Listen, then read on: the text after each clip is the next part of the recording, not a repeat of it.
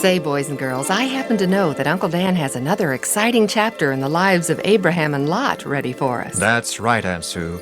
And we invite all of you to read this story in your Bibles. It's found in Genesis chapter 19. I call it Sodom.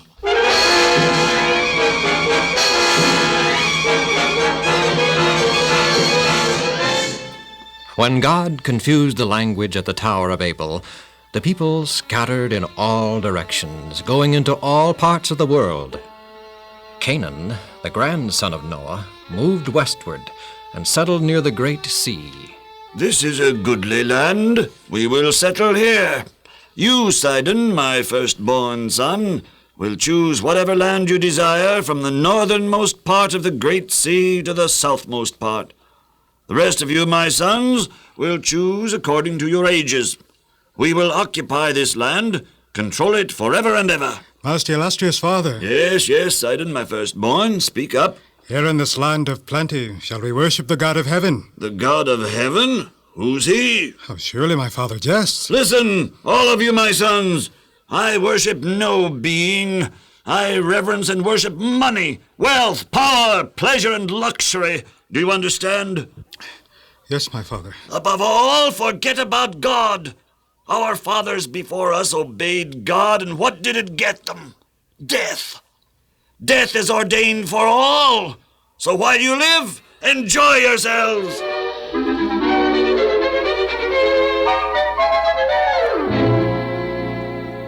Many years later, Sidon, my firstborn son, I called you to me because I am full of years and about to die. Nonsense, my father.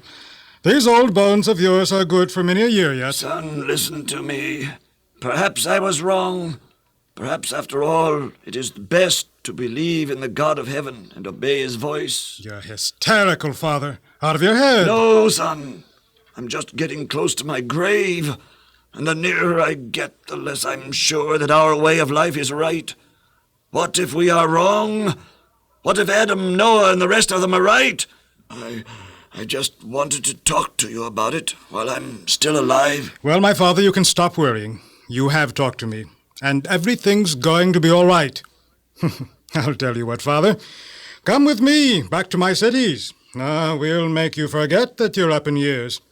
We'll show you that wealth and power and brute force are, as you once said, the only things worthy of reverence and worship. I've heard about your cities, my son. The best place on all the earth to live. It's said that you have respect for no one or no thing. Excepting wealth and leisure, and the giving of oneself over to a life of pleasure and passions. Oh, come back with me, my father, and see for yourself. Yes.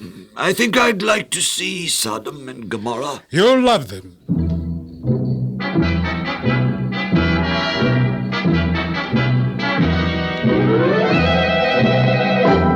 There she is, my father. Sodom. Impressive, my son. And from this vantage point, one can see the entire Jordan Valley, spread out before you like a panoramic view. It's beautiful, like a garden. The Garden of Eden, perhaps. Oh, yes, indeed, father. Palm trees and olives, flowers throughout the entire year, rich fields of grain, flocks, herds. And we've developed art and commerce to the degree where the treasures of the East adorn our palaces.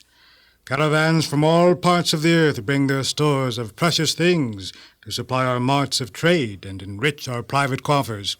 We never work, father. Our every want is supplied by others.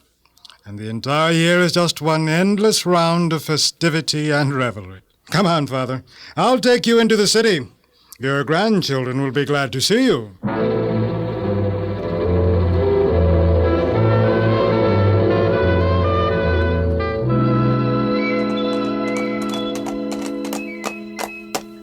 The city walls look strong enough. The strongest. We took pains to make them that way. And the gates, are they guarded night and day? Every second of the time. Whoa, whoa, whoa. I want you to watch something, my father. You see that man walking towards the city gate? Yes. Well, I want you to watch what happens when he reaches the gate. What will happen? Just watch. Who is he? A stranger. Looks like a traveler going no place in particular. Now, see the gate guards approaching the man? They're asking him some questions.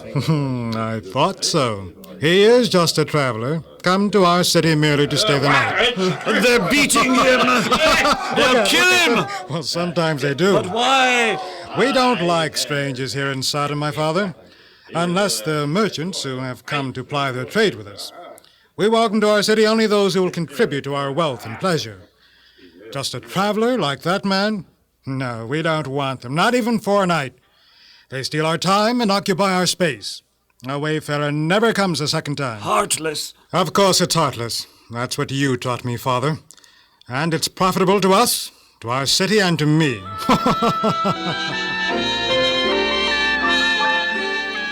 Years passed. Canaan died. Then Sidon his son. Continued idleness and riches made the Sodomite heart hard that had never been oppressed by want or burdened by sorrow.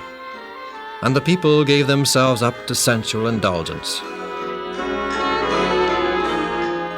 Then, one day, from the mountains, there came a lone man with a long line of servants and cattle and sheep, camels and horses.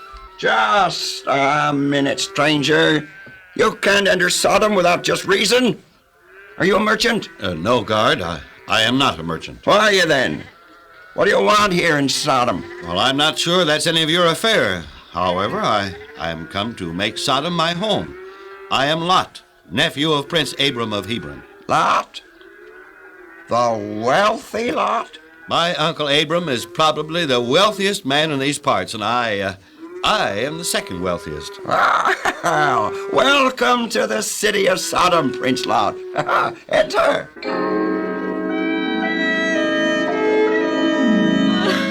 Now, please stop crying. All Sodom makes fun of me. It isn't you they make fun of. They ridicule our religion. They don't believe in God, and they think we're silly to believe in God. I don't have to keep on telling them I believe in God, do I? And you don't either, Lot. Please, for my sake, don't mention our religion anymore. Please. It's our duty to live it and to talk about it and try to get them to believe in God. You know it won't do any good.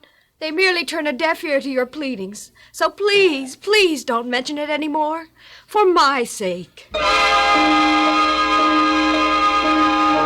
Suddenly, out of the wilderness came the Elamite forces and waged a surprise attack against Sodom.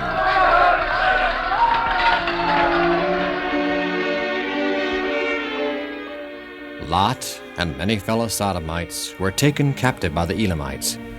Hearing of this calamity, Prince Abraham, together with 3 princes of Hebron, set off after the Elamite forces and finally rescued Lot and all the other Sodomites who had been carried away captive. Oh, Uncle Abram, I knew you'd rescue us. You're such a good man. Why, I wasn't a bit worried.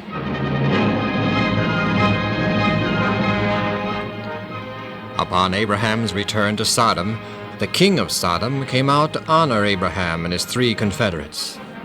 The king bade Abraham take all the spoils of the battle, asking only that the prisoners should be restored. Be it known to you, O King of Sodom, that I did not engage in this rescue mission for profit or gain. Rather, I did it because the God of heaven, whom I obey and worship, bids everyone love his neighbor as himself. Do unto others, God says, as you would have others do to you.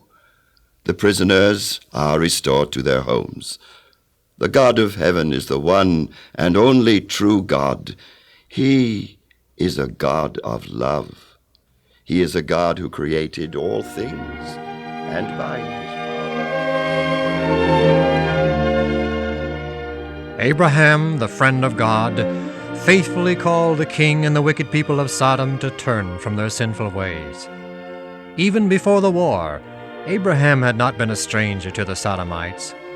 They had ridiculed him in his strange worship of an unseen God. But his victory over the superior Elamite forces and his kindly disposition of the prisoners and spoils excited the wonder and the admiration of the people. While they praised his personal skill and valor, yet they could not avoid the conviction that a divine power had made him conqueror over the Elamites. Even so, the people refused to change their ways or worship the true God, but rather continued in their pride, idleness, and evil ways. It was some years later that Abraham had 3 visitors, 2 angels and the Son of God. They told Abraham that they were on their way to destroy the wicked city of Sodom. Abraham, out of love and pity for the doomed people, pleaded that Sodom be saved if only 10 faithful worshippers could be found there. Mercifully, the Lord said he would spare the city if 10 righteous people were found. And the Lord went his way as soon as he had left communing with Abraham. And Abraham returned unto his place. The last ray of truth had been directed at Sodom, but it was rejected, as all truth before had been. And now, the last night of Sodom was approaching. Already the clouds of vengeance cast their shadow over the wicked city. While angels drew near on their mission of destruction, men were dreaming of prosperity and pleasure.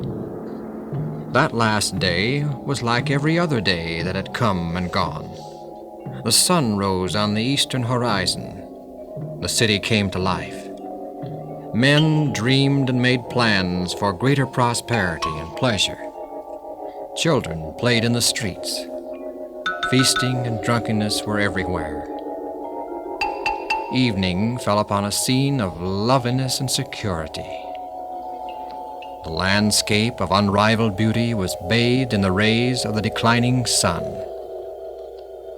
The coolness of eventide called forth the inhabitants of the city. Pleasure-seeking throngs were passing to and fro, intent upon the enjoyment of the hour. Follow me to the city gate, good friends, and I'll show you an exciting evening. Fun, frolic, everyone is welcome. In the twilight, 2 strangers drew near to the city gate. I say, friends, look approaching. 2 strangers. They're going to be surprised when we give them a special welcome. The Sodom welcome. But you want to be sure they're strangers and not merchants or friends of some of our citizens. Well, look at them. Their humble dress. Would you say they are visiting kings come to call on us? No. And perhaps they're wealthy and powerful men come to our riches with their money. No. Would you say that they are merchants? Well, they certainly don't appear to be. Well, then they must be gods, and we should bow down and worship them? I guess you're right. They're just strangers, wayfarers, come to spend the night. All right, let's give them the special Sodom welcome. And you, my dear sir, because you dared question my judgment in the first place, you shall have the honor and the fun of beating them within an inch of their lives. Me? They shall get a double special welcome. It'll be a pleasure. We spent so much time arguing, it's too late. See, the 2 strangers are being welcomed to Sodom. Really welcome. It's Lot. Well, it's always that man, Lot. All he does is sit there at the city gate to give a welcoming hand to strangers. Well, he says it's a code of his religion. Well, this is one time he's not going to get away with it. These strangers are fair game for anyone, and I'm going to have some fun with them, lot or no lot. Perhaps he'll invite the strangers to stay at his home overnight. Well, we can go there, can't we? Well, Lot is a citizen, too, you know, with rights to deal with strangers as he sees fit. So do we have that right. And we're going to take it, even if we have to go right up to Lot's door to do it. Say, I'd like to listen in on exactly what Lot tells strangers. He must say something special to them the way he... You certainly are welcome to tarry all night at my home. My family and I would consider it an honor. Nay, but we will abide in the street. In the street? No, you can't do that. It wouldn't be safe. Safe? What kind of people inhabit this city anyway? They're terrible, sirs. All they think about is pleasure, drinking, brutal games, perversion. And, sirs, the people of Sodom have repeatedly refused to listen to the voice of God, calling them to repentance. Their cup of iniquity runneth over. Perhaps it would be wise to accept of your hospitality. Yes, indeed. I was going to take you by a roundabout way, hoping to conceal from those idlers at the gate my intention of taking you to my home. Are they that wicked? Vicious? Yes, sir. They see you now and are watching, so we may as well take the direct route to my home. Come. Would they dare attack us while we're in your company? I wouldn't think so. Yet it depends. If they're out for an evening of revelry and drunkenness, they might.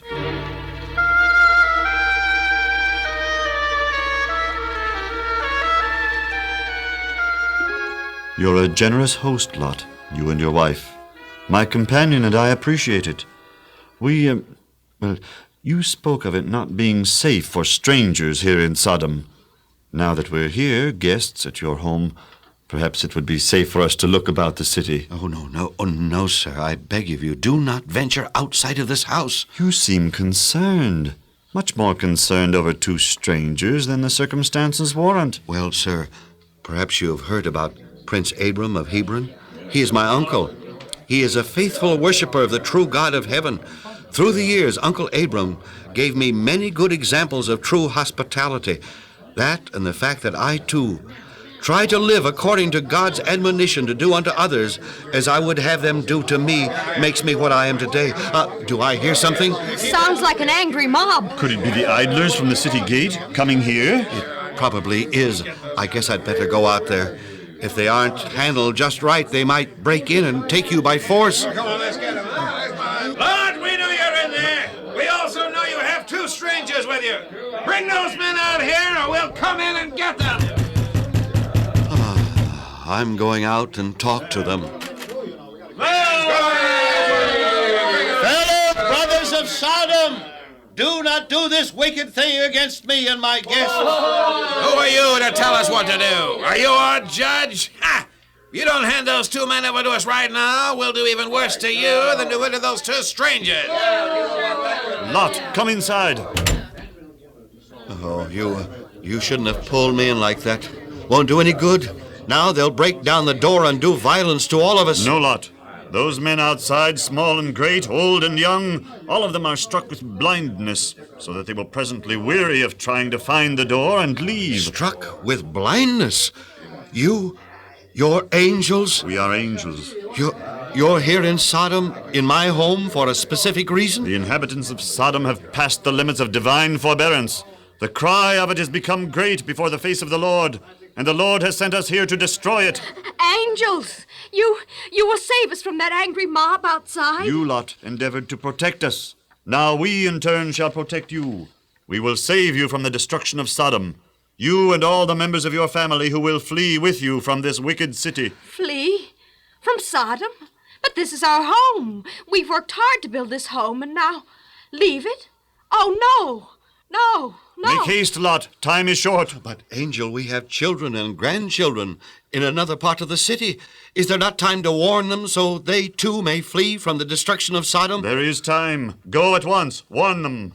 Lot, the angry people outside, they... Fear not. Fear not, my wife.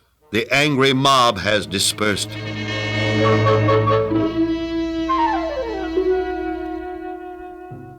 But, Father, you must be joking. No, my daughter, I am not joking.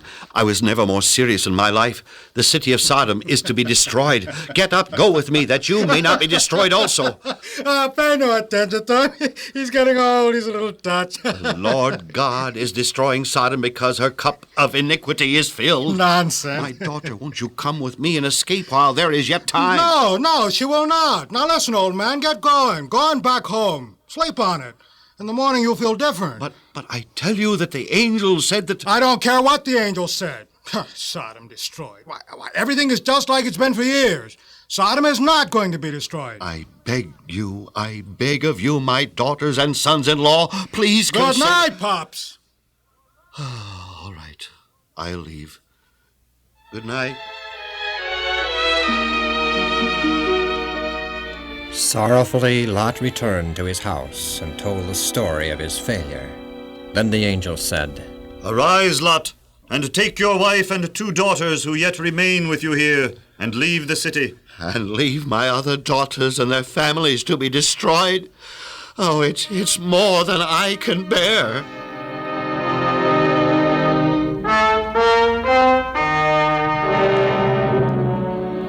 But Lot did not want to leave his possessions, and his wife refused to go. was hard to forsake their luxurious home and all the wealth they had acquired over the many years of their toil and labor. Stupefied with sorrow, they lingered. If it had not been for the angels of God, they would all have perished in the ruin of Sodom. Mercifully, the angels took Lot, his wife, and their 2 daughters by the hand, and quickly led them through the streets and out of the city. We leave you here, Lot, for we must return and destroy Sodom. Hasten and make your escape. As the angel left Lot, another drew near. It was he with whom Abraham had pleaded, the Son of God. In all the cities of the plain, not 10 righteous persons had been found. But in answer to Abraham's prayer, Lot, the one man who feared and obeyed God, was snatched from destruction.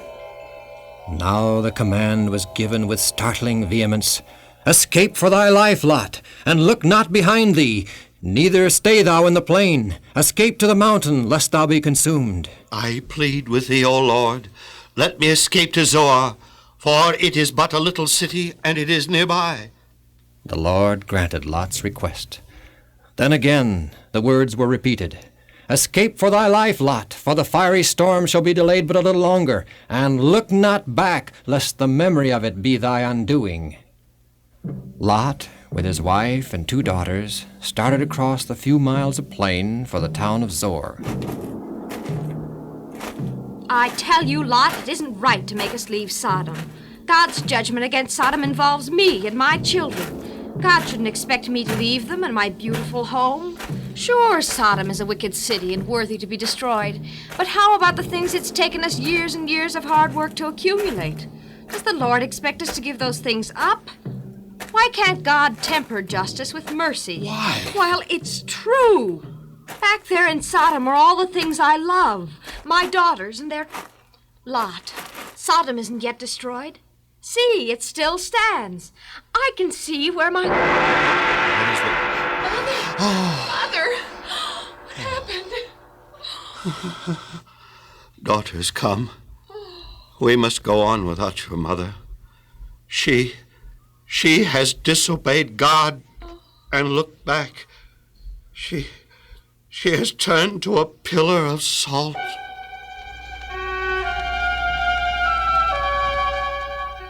The sun was risen upon the earth when Lot and his 2 daughters entered the town of Zoar.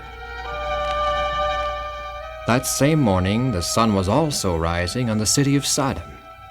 The bright rays of that morning sun seemed to speak only prosperity and peace to the city. The stir of active life began as usual in its streets. Men were going their various ways, intent on the business or pleasure of the day. The sons-in-law of Lot arose, and as usual, they were served breakfast by their wives. And what's so funny, my husband, on this bright, sunshiny morning? Your father. My father? His obsession that Sodom is going to be destroyed. Oh, last night. Yeah, last night. Look out the window. Sodom. Is it destroyed? Isn't Sodom the most beautiful and secure city in all the world? Oh, Sodom can't be destroyed, regardless of what your dear old father thinks and says. Well, he means all right. Means all right, she says. He's a weak-minded old man, scared of his own shadow. You'll have to admit that Sodom is a wicked city. Other cities and other people have been wicked. And were they destroyed? They were not. Oh, you forget your history, my dear husband. The entire world was destroyed by the flood, all except Noah and his family. Well, that's different. How about the Tower of Babel? Is that different, too? Well, look, I don't follow your reasoning. What's your point, anyway? Nothing. I'm just defending my father. Okay. I don't mind what the old man says. He's harmless. Which reminds me, your 2 sisters, the ones living at home, are they ever going to be mad when he drags them out of this... Storm? Well, it can't be. There isn't a cloud in the sky. Maybe this is the end of Sodom. Nonsense, such a thing. Fire! Wait. There's fire everywhere! Everything's burning! Look out the door!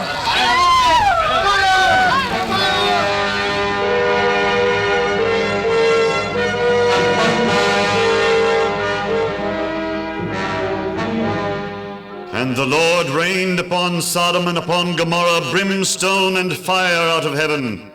And he overthrew those cities, and all the plain, and all the inhabitants of the cities, and all that which grew upon the ground.